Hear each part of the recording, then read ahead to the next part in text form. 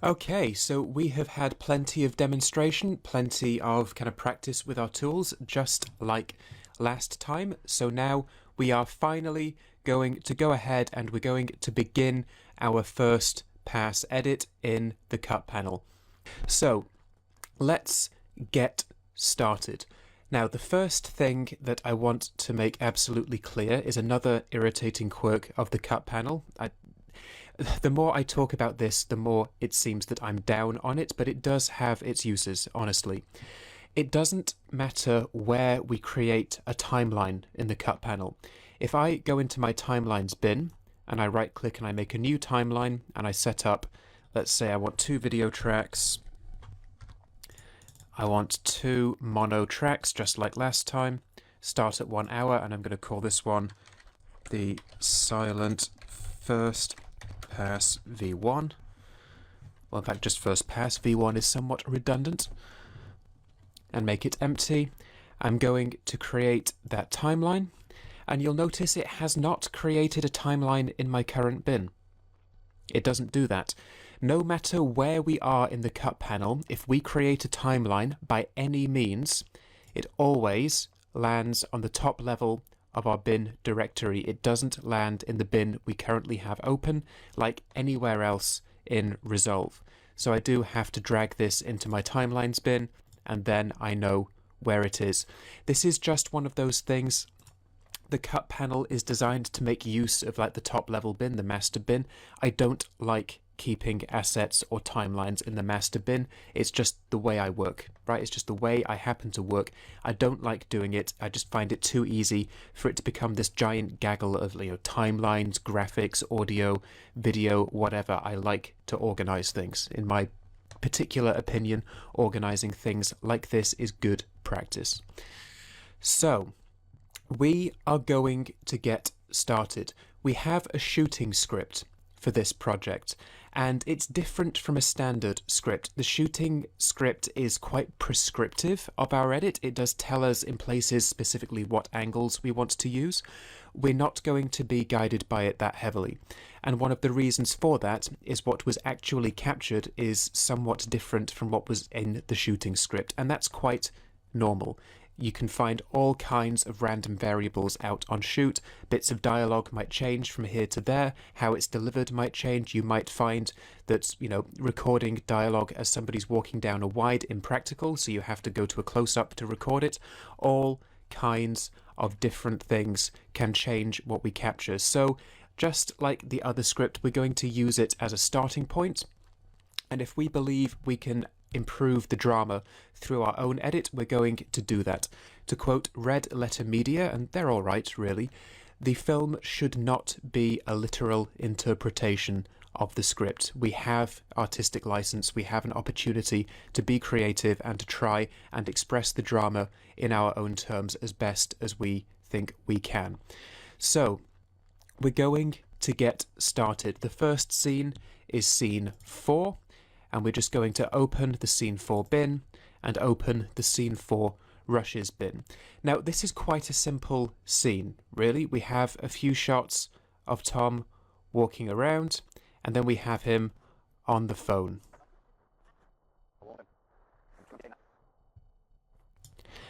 And this is all that really happens in the scene, is that Tom walks down the pier for a while, takes out his phone, and answers to Steve, who is a violent person living in the same flat.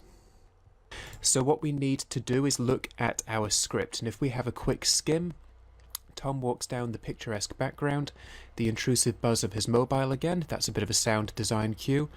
Tom walks on and ignores his mobile. Tom crosses the road in front of the pier into tracking shot of him. This is what I mean about it being a shooting script. Past the shellfish cellar, and into the skate park.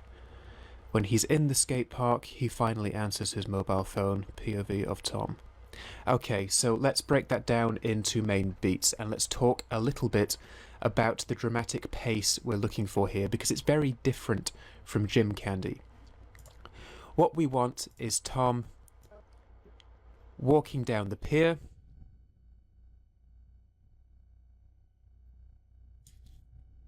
and then maybe walking up a shot like this,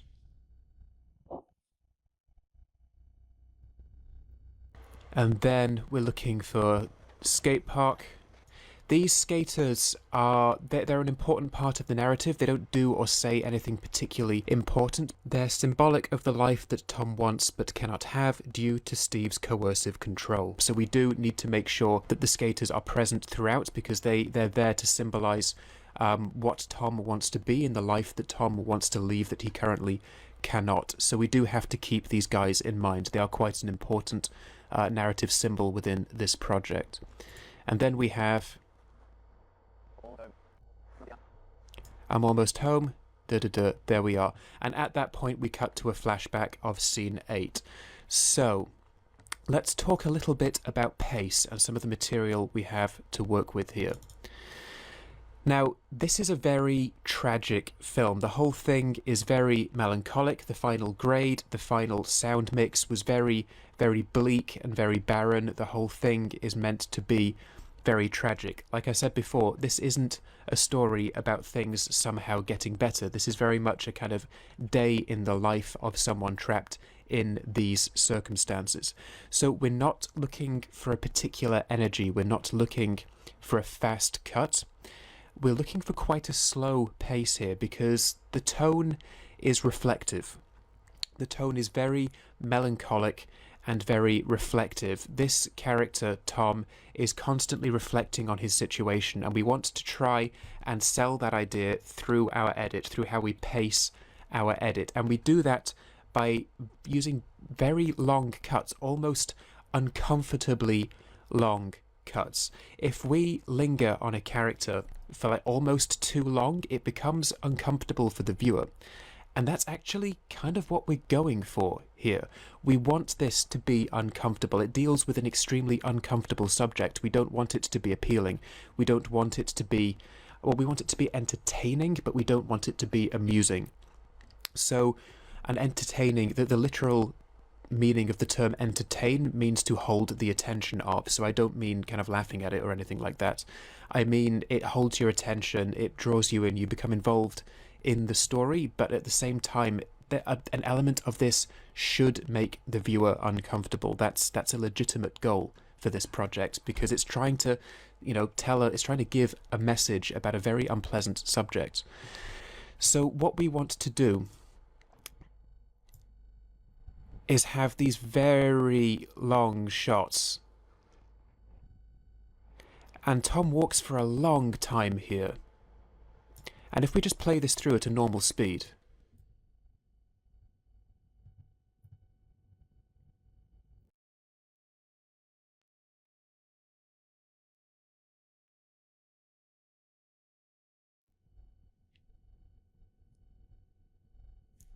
we'll have to get rid of the audio for this one because we've got the director giving directions. But the sound design for this, we could strip this down, and the sound design for this would be a lot of fun, actually. So this is a long cut, right?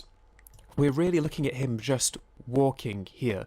But given the situation he's stuck in and what must be playing on his mind, this just long emphasis on him just passing through this environment, all of these people living their lives oblivious to what's going on. He's surrounded but also isolated at the same time. So we've just got this really long and melancholic focus on this character. So I think for this I want to pick a shot of Tom walking.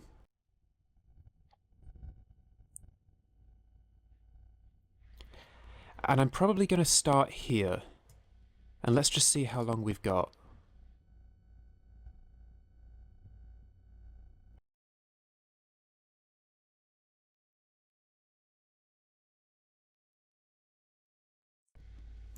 Until we lose track here. So I like the idea of this first shot being this. So I'm going to set my I/O.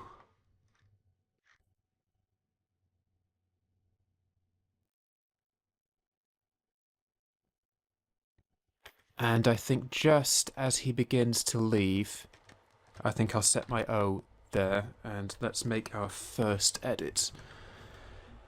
Now remember, especially in the cut page, Shift F12 is our friend. It's predictable, it's easy to use, it doesn't do any of that weird second video track nonsense that we get from the other tools. So Shift F12. Once we have one cut already down, this was a standard smart insert, but Shift F12 otherwise is our friend in this window. So now we've got this, and we just have this very long, very quiet, wide shot. And what I particularly like about this wide is how isolated he looks in this angle. And wides are good for doing this. A wide can make a character look very small in their environment. It can make them look vulnerable. If we zoom out on a character who's surrounded by their environment and is just this very small, insignificant thing in their environment, we can sell that idea of vulnerability and isolation, and we're going for that with Tom's character, so I think this fits quite nicely. In the real film, there's a lot more flashback material that helps punctuate this as he's walking. I couldn't get clearance for all of that, so we will have to do the best we can. And also, what's depicted in the flashbacks would violate Udemy's content guidelines as well, so I had to cut out what I couldn't show on this site, which I hope you understand about that. So this is quite nice and slow, and it's quite reflective, and then it ends here. And I think the next thing I want is one of these angles.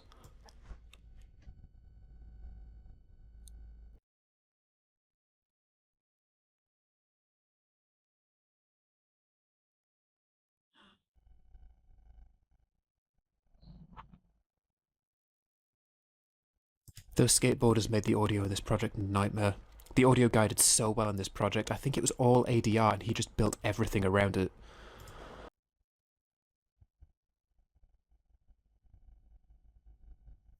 Okay, cool. So, I think I want to start around here. And this cut might be a little bit janky right now, but again, it's our first pass, and that's all we're doing for this exercise. We're just, grounding ourselves in the cut panel. And I do want this to be quite a long cut. Again, I want to keep in that long pace, and I think there... Remember, hold K and L or J to slow shuttle. And I want to cut away before he becomes difficult to see.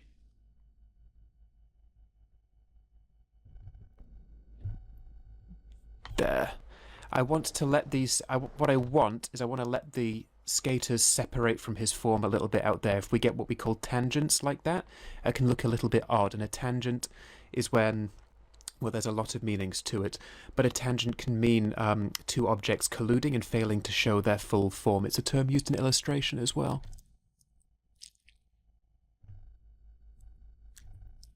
Look at me. I take illustration courses in Udemy and I've finished none of them. I'm not the only one. Okay, so we've got our edit there. I'm going to Shift F12 that in. And let's just see how these two cut together.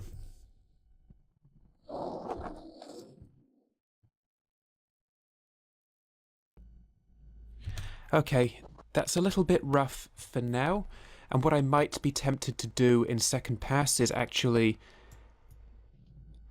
I would say J cut, which is down to the left, is to J cut this roller skate, this skateboard sound underneath this edit to just help with the transition.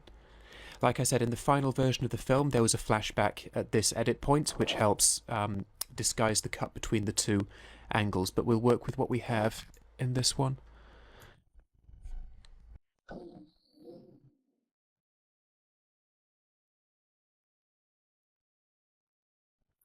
Okay, good. That's good. That introduces the skaters as well, and we've got this very long, slow, reflective walk. And whilst he's walking, don't forget, we're going to have the ringing of his cell phone going off as he's walking, and he's just ignoring this. He's putting it off. He just doesn't want to answer this phone because of the guy on the other side.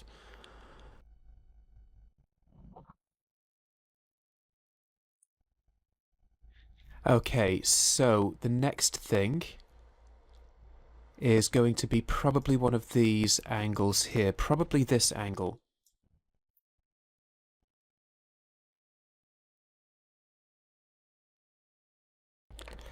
And I like I think we've had enough slow walking here. We've had about 20 seconds of slow walking, which I think is reflective enough. I'm going to start on this angle with him already here. And I might need to use a bit of an audio edit to sell this, which I might not be able to do in the cut panel, but we'll see. So let's see what we've got here.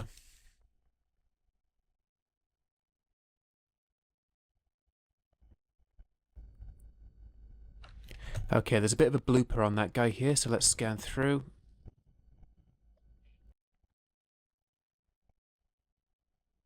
Okay, cool.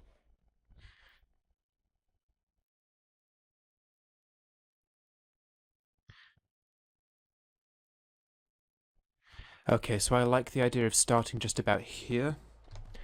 And we just want a few seconds of him on his phone. We're going to put the dialogue from a different angle underneath this. So let's see what we've got. Let's read out the lines. I'm almost home. I'm just coming onto the estate now. Cool. Now, have we got that blooper back in there? No, that's good. Now, I want to continue this just until these guys... That's frustrating.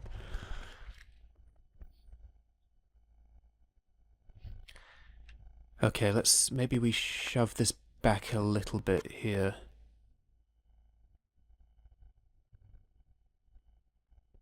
I'm almost home. I'm just coming onto the estate now. Cool, I can put my out point there. And then Shift F12. Obviously, I'm not delivering with the exact same cadence as him, but that gives me a nice little guideline here. And again, we're keeping with this quite slow pace. We will tighten this up, well, you might tighten this up a lot in the second pass, but for now, this kind of rough edit is good. Okay, and I might just want to trim that in a little bit.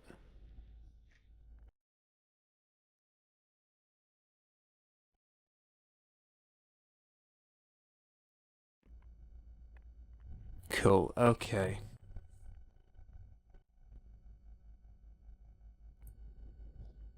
So that might actually be quite long, now that I really think on it.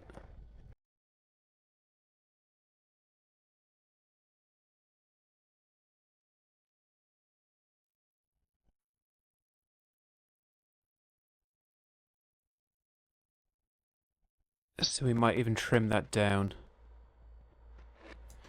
a little bit. And what I'm actually thinking now, just about the dialogue, is that we already know what this relationship is like, because there's an earlier flashback in the film.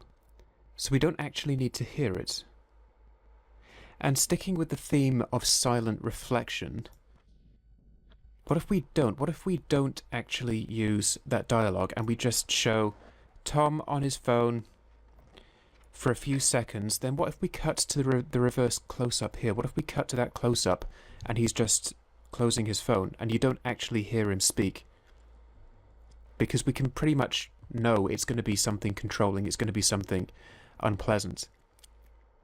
So we don't necessarily need to hear it, we don't need it made explicit. We can actually leave that to the imagination of the viewer, because then that begs the question. Obviously, let's find a close-up.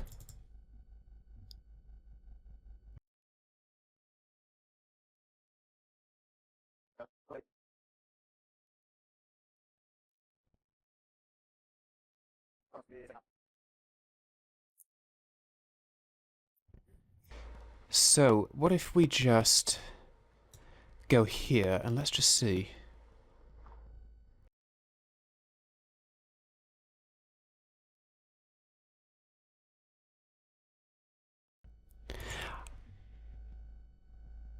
I tell you what, I like the idea of this.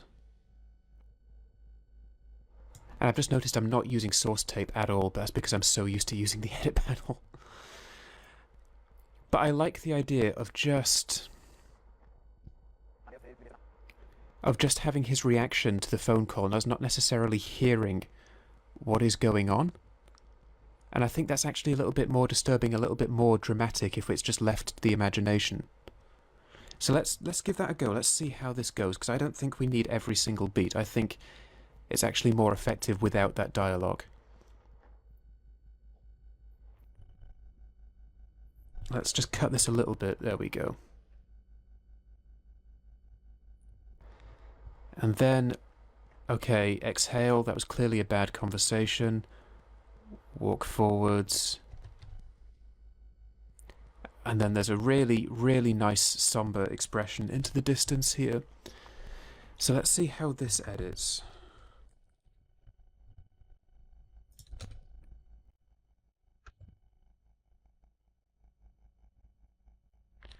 And that's a really awkward edit, so we could...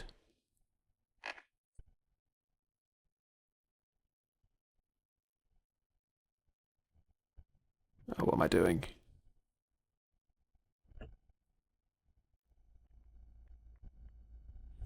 And I think if I go into the tools, I might just... Oops, what am I doing?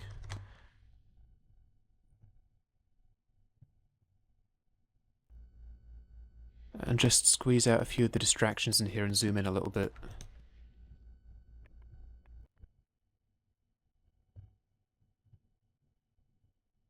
And I might just... Don't get any ideas about the watermark, by the way. See if I can just squeeze out that awkward little detail there.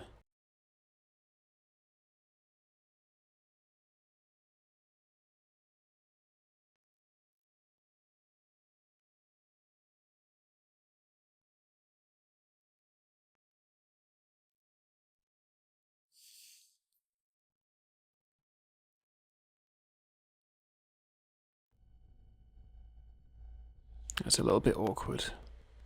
I think if we put blanking down there, we're going to lose that guy's head, so maybe just a better framing there will do it. And then put the phone down, so let's go back and check how this edits.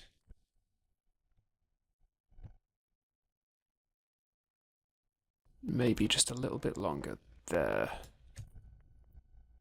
There we go.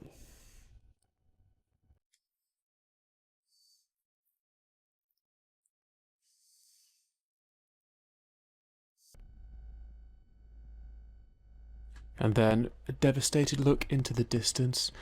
Okay, that's good. So that's hitting all of the big beats for scene 4. And then we have a flashback. Bit of a auditory interference there. So, interior house day, Steve glowers menacingly at Tom, who's sitting at the floor, looking down vacantly, unresponsive, and terrified. And that's scene 8, this one. So, we're done with scene 4. We can play around with this in the second pass, or you can, should you choose to. But let's go back to the master bin, take a look at scene 8. Now, we've got 3 shots in scene 8. And we've got one of Steve, who's just standing there looking intimidating. And then we've got Tom, who's too scared to look him in the eye. And this is what I could get cleared. Then there's a little kind of movement of his cheek there that implies he's kind of about to cry. So this is as much as I could get cleared, and it's as much as I could, you know, publish on Udemy without violating any content guidelines, because it does get dark. So what we basically need is this guy's, like, the villain's expression, and we need the main character's reaction to him. So let's just take a few seconds out, and we don't need much here. In fact, this is the one thing where we might actually break our slow pace of edit, because what we could do is we could try to frame this as something that's emotionally overwhelming. And what we would do there is, rather than have these long, reflective, melancholic edits that we've been using so far, we could just flash these quite quickly, as if this thing is playing on a loop in his head. He can't control this, just playing this scene in his head on a loop. And it also draws attention to this, right? It draws attention to this flashback. It makes us see that the flashback and the situation in the flashback is very different. It's very different from our current scene, because it's a different scene. right? The flashback's a different location, it's a different part of the story. So we can sell that whole it being different from where he currently is by also changing up the pace of our edit as well. So let's experiment with that. Let's have just 2 very quick, impactful edits and then see what we think of that. So I am going to just IO in a few seconds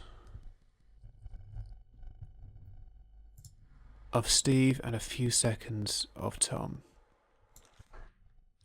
And I don't even need an out point there, and I will Shift F12 that in as well. And let's see. Now I want a transition here, and I want a fade to white because this is a flashback.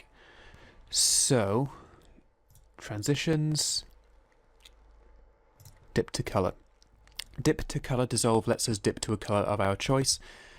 Fading to black is normally like, well, it can be the end of a film, it can be a change of time, it can be a change of location. A fade to white, if anyone's ever seen Scrubs, a fade to white normally signifies a transition to something that's not immediately and physically real. A fade to white can be a flashback. They're very often to fades to delusions. So if anyone's played a video game called Spec Ops: The Line, that famously used a lot of fade to white for very delusional episodes the main character was having. So a fade to white here is justifiable. And I'm just going to drag that down. And I want it to be quite quick and intense, so I'm just going to squeeze that in a little bit and we'll see what we think there.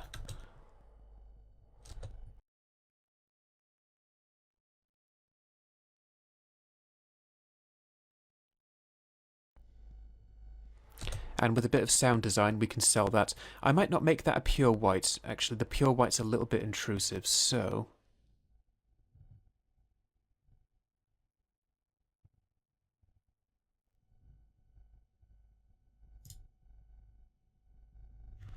let's see what we can do. And maybe I don't have those controls in the cut panel, actually. Okay, maybe I need to go to the edit panel. Yeah, you only have the inspector in the edit panel here, which is really frustrating.